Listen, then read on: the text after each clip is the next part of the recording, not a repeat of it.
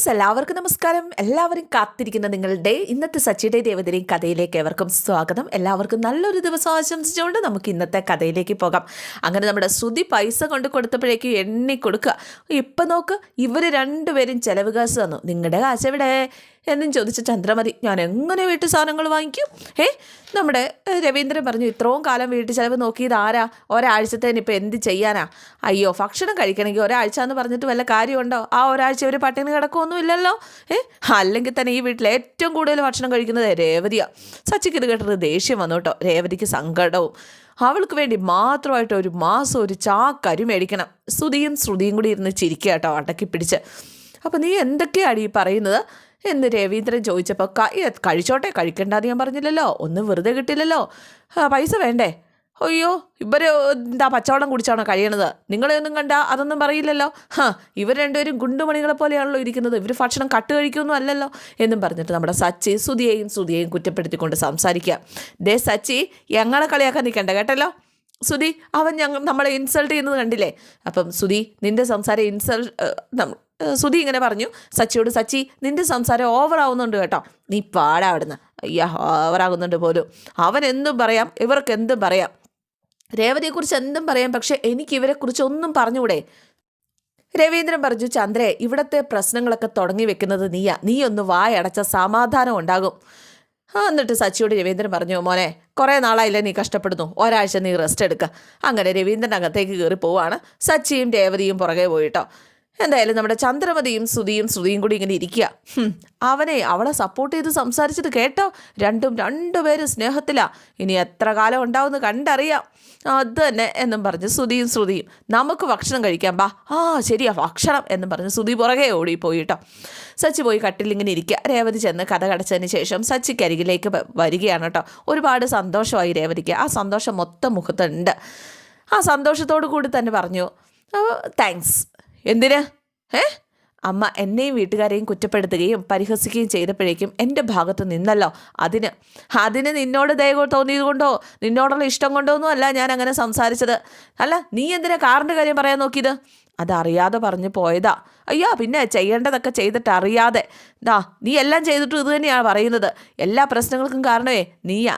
എൻ്റെ 2 കാറും പോകാൻ കാരണം നീ തന്നെയാണ്. ആധാരത്തെക്കുറിച്ച് മുമ്പ് നീ എന്നോട് പറഞ്ഞിരുന്നെങ്കിൽ എല്ലാ കാര്യങ്ങളും നല്ല രീതിയിൽ തന്നെ നടന്നേനെ. എൻ്റെ കാറ് പോവില്ലായിരുന്നു.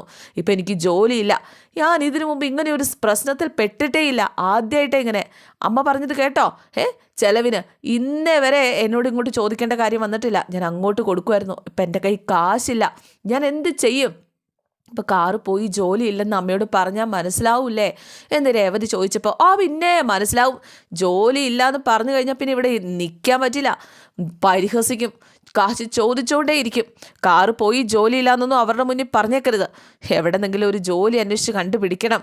അല്ലാതെ ഇപ്പം എന്താ ചെയ്യുക? അപ്പോൾ ഫിനാൻസിനെ കണ്ട് കാര്യങ്ങൾ പറഞ്ഞിട്ടുണ്ടെങ്കിൽ കാറ് തരില്ലേ എന്ന് രേവതി ചോദിച്ചു കഴിഞ്ഞപ്പോഴേക്കും, പിന്നെ ഇനി അവൻ്റെ കാല് പോയി പിടിക്കാനോ?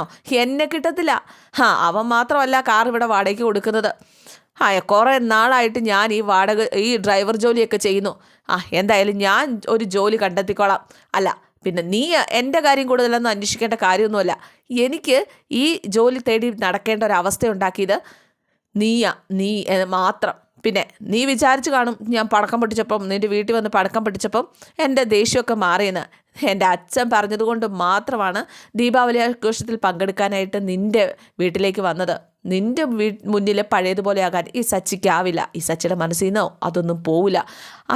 അത്രയ്ക്ക് എളുപ്പം മറക്കാൻ പറ്റുന്നൊന്നുമല്ല നീ ചെയ്തതൊന്നും എന്നും പറഞ്ഞിട്ട് സച്ചി ദേഷ്യപ്പെട്ടുകൊണ്ട് അങ്ങ് പോവുക. രേവതി ആകെ സങ്കടപ്പെട്ട് അവിടെ കട്ടിലിങ്ങനെ ഇരിക്കുക കേട്ടോ. കണ്ണൊക്കെ നിറഞ്ഞ് ഒഴുകാണ് രേവതിയുടെ.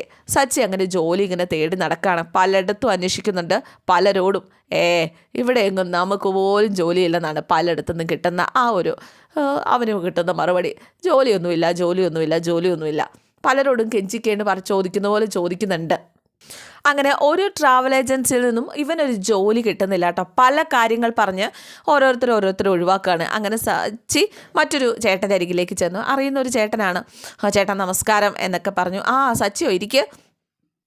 എന്താ എൻ്റെ ട്രാവൽസിലേക്ക് പെട്ടെന്നൊരു വരവ്? വിളിച്ചാൽ പോലും വരാത്ത ആളാണല്ലോ എന്ന് ഇങ്ങനെ പറഞ്ഞപ്പോഴേക്കും, ഞാനൊരു ജോലി അന്വേഷിച്ചായിരുന്നു വന്നത് സത്യേട്ടാ. എൻ്റെ സ്വന്തം കാർ എനിക്ക് വിൽക്കേണ്ടി വന്നു. വാടകയ്ക്ക് എടുത്ത കാറ് ഇപ്പോൾ എൻ്റെ കയ്യിലില്ല. ഇവിടെ കുറേ വാഹനങ്ങളുണ്ടല്ലോ, എനിക്കൊരു കാറ് വാടകയ്ക്ക് തരാമോ? കൃത്യമായിട്ട് ഞാൻ വാടക തന്നോളാം. വാടകയ്ക്ക് അല്ലെങ്കിൽ ഞാൻ മാസക്കൂലിക്ക് വേണമെങ്കിൽ ഓടിക്കോളാം. എങ്ങനെയാണെന്ന് വെച്ചാൽ സത്യമായിട്ടും തീരുമാനിച്ചാൽ മതി. നീ നല്ല ഡ്രൈവറാ സച്ചി, നിനക്ക് ജോലി തരണമെന്നും എനിക്കുണ്ട്, പക്ഷേ ഇപ്പം തരാൻ പറ്റില്ല. അതെന്താ ഏട്ടാ? വലിയവരോട് കളിക്കുമ്പോൾ ഒന്ന് നീ ആലോചിക്കണം. നീ ആ ഫിനാൻസറെ കൈകാര്യം ചെയ്തില്ലേ? അദ്ദേഹത്തെ നീ അപമാനിച്ചില്ലേ ഓഫീസ് മുന്നിൽ വെച്ച്, ജോലിക്കാരുടെ മുന്നിൽ വെച്ചിട്ട്? അതിന് തക്കതായ കാര്യമുണ്ട്. ഇതും തമ്മിൽ എന്താ ബന്ധം? എൻ്റെ പൊന്നെ, ഞങ്ങളൊക്കെ ഒരൊറ്റ സംഘടനയിലാണ്, ട്രാവൽ ഏജൻസി ഉള്ള ആളല്ലേ അതും. അങ്ങനെ ഞങ്ങൾ ഒരൊറ്റ യൂണിയനിൽപ്പെട്ട ആൾക്കാരാണ്. അയാൾ ആ യൂണിയനിലുള്ള എല്ലാ ട്രാവൽ ഏജൻസിയോടും വിളിച്ച് പറഞ്ഞിട്ടുണ്ട് നീ കയ്യേറ്റം ചെയ്യാൻ ശ്രമിച്ച കാര്യവും ഇനി നിനക്കൊരു ട്രാവൽ ഏജൻസിയിലും വാടകയ്ക്ക് കാറോ ജോലിയോ കൊടുക്കരുതെന്ന് അയാൾ മുൻകൈ എടുത്ത് ഓരോരുത്തരോടും പറഞ്ഞിട്ടുണ്ട്. അതുകൊണ്ട് തന്നെ ഈ പ്രദേശത്തെങ്ങുള്ള ട്രാവൽ ഏജൻസി ഇത് നിന്നെ എടുക്കാൻ ചാൻസ് ഇല്ല സച്ചി. മറ്റൊന്നും തോന്നരുത്, എനിക്കും ജോലി തരാൻ പറ്റില്ല.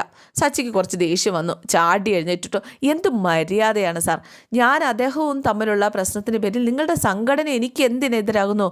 ഇതൊന്നും ശരിയല്ല. എന്തായാലും നിങ്ങളോട് ഞാൻ വല്ല എന്തെങ്കിലും പെരുമാറിയിട്ടുണ്ടോ? ഇല്ലല്ലോ. അപ്പം സംഘടനയുടെ തീരുമാനത്തിനെതിരായിട്ട് ഞാൻ ഒറ്റപ്പെടും, എന്നെ പുറത്താക്കിയെന്ന് വരും.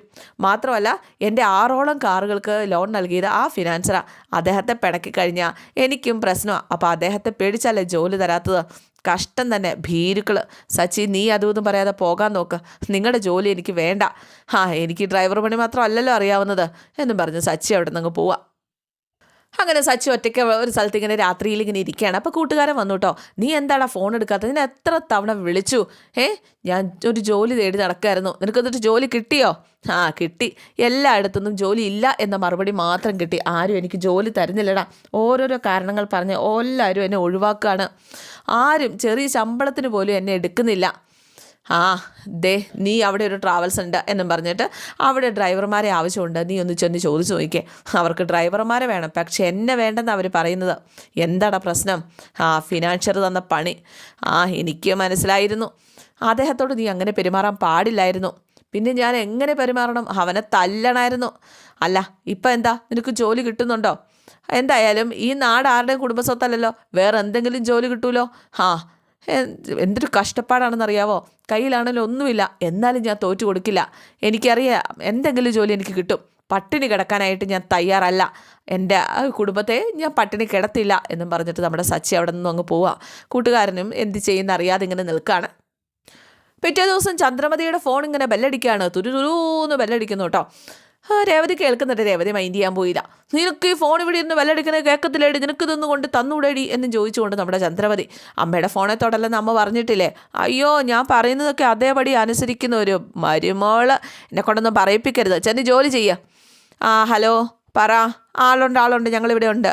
ആ ലിസ്റ്റിൽ എഴുതിയ എല്ലാ സാധനങ്ങളും ഉണ്ടല്ലോ അല്ലേ? കാശ് എത്രയായി? 8600. ശരി, കൊടുത്തുവിട്ടേക്കാം. എന്നിട്ട് നിങ്ങളുടെ എന്ന് പറഞ്ഞു ഫോൺ കോൾ കട്ട് ചെയ്തിട്ട് നമ്മുടെ ചന്ദ്രമതി രേവതി വിളിക്കുക. സച്ചി മുറിയിലുണ്ടോ? ഇല്ല, അദ്ദേഹം രാവിലെ പുറത്തേക്ക് പോകുന്ന അമ്മ കണ്ടതല്ലേ, പിന്നെ എന്തിനാ എന്നോട് ചോദിക്കുന്നേ? അവൻ പോകുമ്പോൾ എന്തെങ്കിലും പറഞ്ഞിട്ടാണോ പോയത്? പോയിട്ട് വരാമെന്ന് പറഞ്ഞായിരുന്നു. എന്താടി, നീ എന്നെ കളിയാക്കാണോ? അമ്മയല്ലേ ചോദിച്ചത് പോകുമ്പോൾ എന്തെങ്കിലും പറഞ്ഞിട്ടാണോ പോയെന്ന്. കാശിൻ്റെ കാര്യം എന്തെങ്കിലും പറഞ്ഞായിരുന്നോ എന്നാണ് ഞാൻ ചോദിച്ചത്. വീട്ടിലേക്ക് വേണ്ട സാധനങ്ങൾ ലിസ്റ്റ് കൊടുത്തിരുന്നു, ഇപ്പം വരും. കാശ് കൊടുക്കണ്ടേ? എല്ലാ മാസവും സച്ചി 10,000 രൂപ തരുന്നതാണല്ലോ. ഇപ്പം സച്ചി ഒന്നും തന്നിട്ടില്ല. ഞാനിതെന്താ ചെയ്യുക? ചോദിച്ചപ്പോൾ തരാമെന്ന് പറഞ്ഞതല്ല, അവൻ്റെ കാശും തന്നിട്ടില്ല. എന്നിട്ട് അങ്ങോട്ട് പോയി. അവൻ നിൻ്റെ ഈ കാശ് തന്നിട്ടുണ്ടോ? ഇല്ല അമ്മേ, എൻ്റെ ഈ തന്നിട്ടില്ല. നീ എന്താ ഒരു തണുത്ത മട്ടിലില്ലെന്ന്? നിൻ്റെ അവൻ്റെ ബന്ധുവിൻ്റെ കടയൊന്നും അല്ല അത്. സാധനം കൊണ്ടുവന്നാൽ കാശ് കൊടുക്കണം, ഇല്ലെങ്കിൽ അവരത് തിരികെ കൊണ്ടുപോകും. നീയൊക്കെ 3 നേരം എങ്ങനെ വിഴുങ്ങും? നിന്നെ വേണമെങ്കിൽ നിൻ്റെ വീട്ടിലേക്ക് തിരിച്ചയച്ചേക്കാം. ആർക്കും ഒരു പ്രശ്നവുമില്ല. വീട്ടു സാധനങ്ങൾ തിരികെ കൊണ്ടുപോയാലേ അത് വലിയ പ്രശ്നം തന്നെയാണ്. അവൻ നിൻ്റെ കൈ കാശ് ഏൽപ്പിച്ചിട്ടില്ല എന്നുള്ളത് സത്യമാണോ? ഞാൻ എന്തിനാ കള്ളം പറയുന്നത്? അദ്ദേഹം എൻ്റെ കൈ കാശ് തന്നിട്ടില്ല. കാശ് തരാമെന്ന് അദ്ദേഹം അമ്മയോട് പറഞ്ഞിരുന്നല്ലോ, തന്നോളും. അയ്യോ, ചോദിക്കാതെ തന്നെ എല്ലാ മാസവും വീട്ടു ചെലവിനുള്ള കാശ് അവനെ ഏൽപ്പിക്കുന്നതാണ്. ഇപ്പം എന്ത് പറ്റി? ദീപാവലി ആഘോഷിക്കാനാന്ന് പറഞ്ഞ് നിൻ്റെ വീട്ടിലേക്ക് പോയല്ലോ. അവൻ കാശൊക്കെ നിൻ്റെ അമ്മ വീട്ടിൽ കൊണ്ട് ചിലവാക്കിയോ? ചിക്കനും മട്ടനും കരിമീനും ഒക്കെ വാങ്ങിച്ച് പോക്കറ്റ് കാലിയാക്കിയോ? അതോ നിൻ്റെ അമ്മ എന്തെങ്കിലും ആവശ്യം പറഞ്ഞ് കാശ് മൊത്തം മേടിച്ചെടുത്തോ? അപ്പോൾ അതിൻ്റെ ആവശ്യമൊന്നും എൻ്റെ അമ്മയ്ക്കില്ല.